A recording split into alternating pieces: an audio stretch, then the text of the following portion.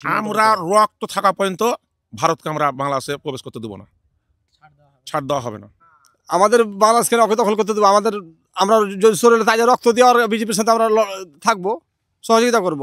দেশ রক্ষার জন্য এক বিন্দু পরিমাণ আমরা ছাড় দিব না, কারণ আমাদের সম্পদ আমাকে রক্ষা করতে হবে। দেশের সম্পদকে আমরা জীবন এক ফোঁটা রক্ত থাকতেও আমরা এই সম্পদ রক্ষা করব।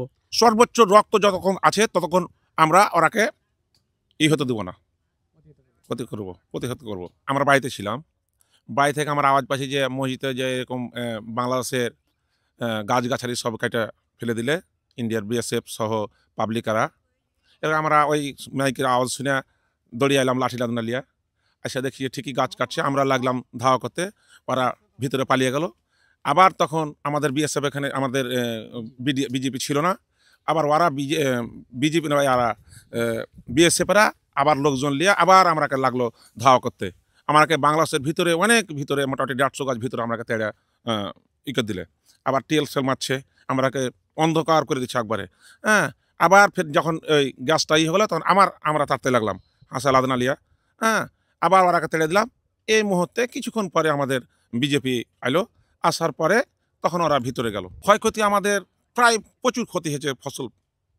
ফসল গাছপালা, বিভিন্ন রকমের গাছ, জঞ্জরা, তারপর আপনার বোরের গাছ, মানে বিভিন্ন রকমের গম, হ্যাঁ প্রচুর শস্যা, প্রচুর ক্ষতি হয়েছে।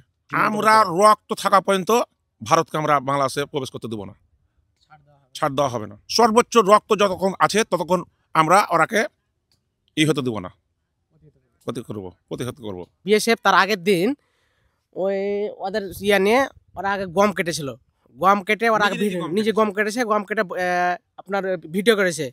ভিডিও করে তার পরের দিন ওই দেশের জনগণ অর্থাৎ যে চাই আর বিএসএফ ওরা মোটামুটি 50-60 জন আসছে দিয়ে ওই সীমান্তে ওই কান্নিতে ওই মানে ওই যে ওই কান্নিতে আপনার ওই ছোট বাচ্চারা আসছিল, রাস্তাতে হাঁটে যাচ্ছিলো। তখন ওরা ওই দিক থেকে মানে বিএসএফ এবং ওই দেশের জনগণ আপনার ওই ধাওয়া করছিল।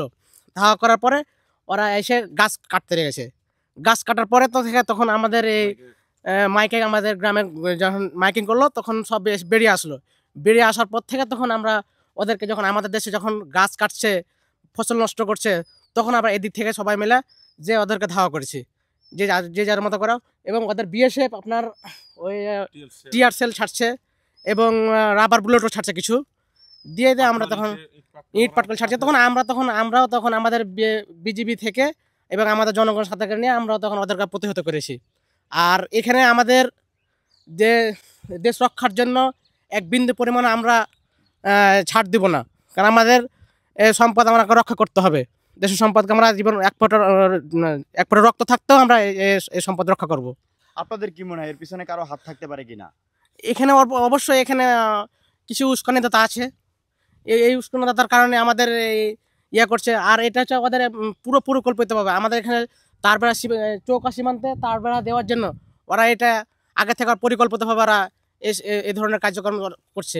সেদিন আমরা দেখেছি আপনার বিজেপির আর বিএসএফ ভারতের এই তো সংঘর্ষ পাবলিকের সাথে, ওই খুব আপনার বম, ওরা ভারতলা বম মারছে, আমাদের বাংলাদেশের বিজেপি পাশে হটে যেতে বলছে। এই তো ওই ওরা যেন ওই তার কাটালি, আপনার তো গন্ডগোল, তো তার কাটালেই গন্ডগোল, ওরা যেন তার কাটালেই ওরা সূচনা করা আছে, ওরা যেন আপনার চাপে চলে আসছে। সেদিন থেকে তো ওই উস্কানো এই জিনিসটা আপনার আর বাংলাদেশের মানুষের গাছ কাটছে, শস্য কাটছে, ভুট্টা কাটছে, বইয়ের কাটছে, কলা গাছ কাটছে, কেটাই তো ওরা ক্ষতি করে চলে যাচ্ছে। আমাদের বাংলা সালাতে আপনার চাপতে পারছি না তারাকে। এই জিনিসটা আপনার ওরা উস্কানি জিনিস। ওরা আমাদের বাংলাদেশকে রক্ত দখল করতে দেবো। আমরা যদি শরীরে তাজা রক্ত দিয়ে আর বিজেপির সাথে আমরা থাকবো, সহযোগিতা করব।